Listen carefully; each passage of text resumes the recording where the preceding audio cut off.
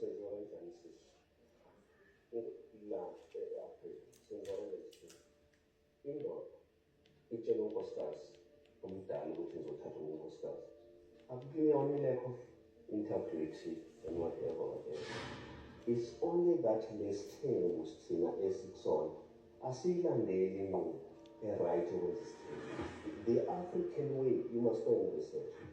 Ungatshelwa le nto le ocabanga ukuthi ngiyenzile wrong ayikho ngokwase-Afrika yokwenza isithembu. But ukuze le family peace ufanele ngi-admit ukuthi bengenza wrong. Ubaba kusho ukuthi mhlawumbe ungumuntu ongathandi mhlawumbe ukuboniseka kuthini.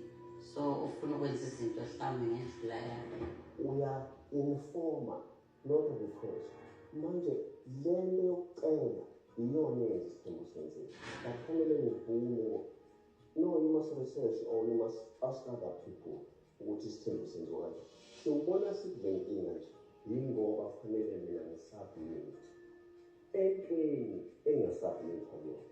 But ngizosubmit ukuze sikwazi ukuphambili. Yabona?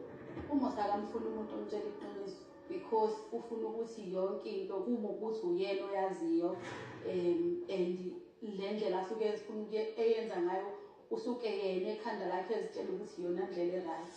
Didn't you guys agree on submission earlier? I did. You see, we historical data, ufuna ubheka iy'thembu ezaba successful e-Afrika. Umuntu owaye-leader kwakungeva ubaba. Because i-society ethe matrilineal.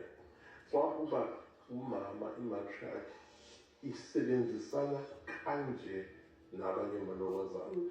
Because babesuke kade beshelwe yiyona imatriarch ukuthi bafike lapho. So kwakune-collaboration imbumba intongazana.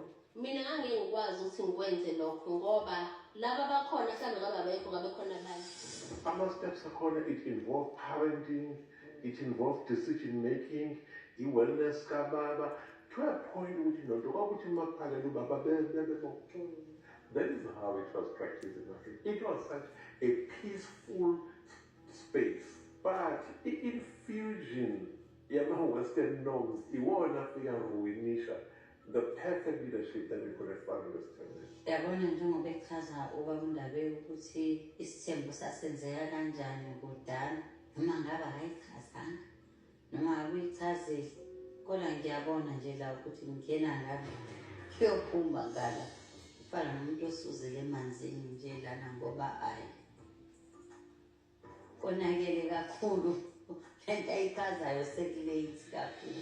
Mina Mthombeni, I would caution you ukuthi authoritarianism in relationships doesn't work. But we collaborate kubangiswane kuyiwe phambili kulandelwe i-vision that a father had set for the family.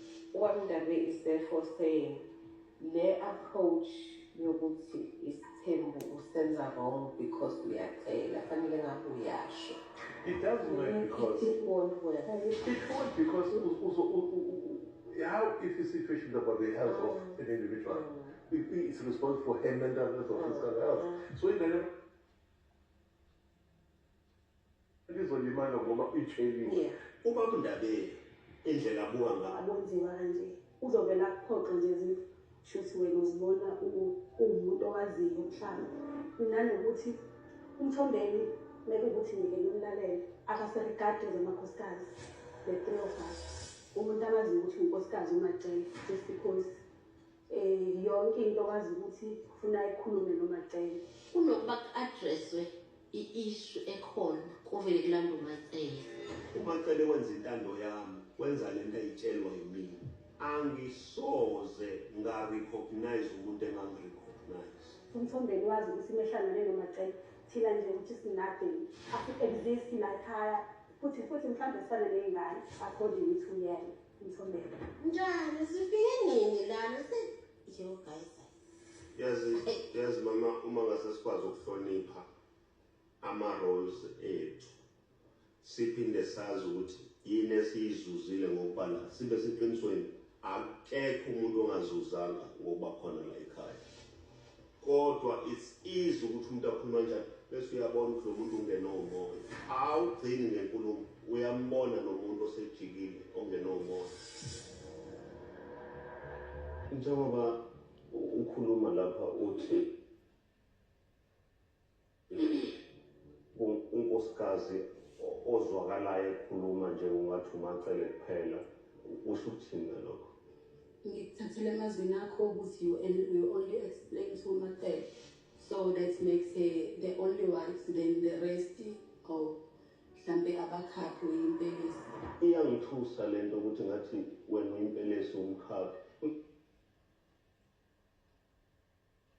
Manje masengabe kufika la mina sengitshelwa khona noma sengirealize ukuthi kahle kahle umuntu ofanele ngireport kuyena ngodaba lokuthi ngiyaphambili noma ngiyemuva umuntu, kodwa I've been reporting kuwona wonke umuntu. Namanje ubona nginale nkinga nje ngoba ngiyalalela, so angilaleli umuntu lo oyedwa uMacele. Ukube ngilalela yena ngoba uyangivumela ngabe ngikaniwe. Do you agree? No, I don't. Ngibonga nje the way echaze ngakhona, because bengibona ihluke kakhulu the way Umthombe naye ichaza ngakhona. Mina ngake ngasho na before ukuthi ekhaya besikhona isithembu, so the way Umthombe nasenza ngakhona angiyazi. I-stress into angeke iziphele because akakwazi ukulida kahle njengendoda efuna ukwakha umuzi. Indlela enza ngayo ungazi ukuthi umfana usajola ofika aqamba amanga la aqamba amanga la aqamba amanga la, so umndeni ngeke uzowuphathe kanjalo. So just to clarify before Makhumalo comes in, what you are expressing now does not sound to me like an attack to It's not. It's your experience of how Umthombe is doing things does like things. that. Okay. I like what you just said because it's an appeal for renewal so that it's over empowered. If then you change your leadership style to accommodate that emotional need, then you're on par, then there's harmony. Into eyinkinga kakhulu eyenziwa ubaba Ndabeni Sisinondo ukuthi amakhosikazi ami bawasabe bangawatsheli ukuthi le ndlela elibuka ngayo umseleko wrong. Bavele bathi fanele ngishintshe i-leadership yami. Kade bengitshela lokho, sengizwile 20 times. Le leadership ekuthiwa ngiyishintshe iyona ebenefitisa lamakhosikazi. So I do not know what is there to change, because uma ngishintsha ngizwenza exactly into esho sine ukuthi akuhlale babungakhokheli imizi. Uma Khumalo nje behleli lapha esithengela umuzi angifahli, because I can do that.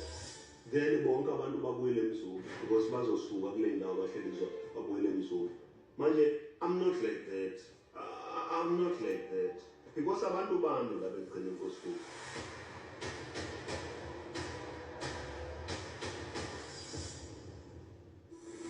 Ngihlangana nomseleko yayingekho into esitheni wayevele ethe Umthombe bazoba nesithembu sakhelwe phezu kaMacele wa-ambush. Mthombe mphumela obani? Kula kwami kwenziwe ukuthi abantu ba-refuse ukuthi ngithathe umuntu. Awuzungile.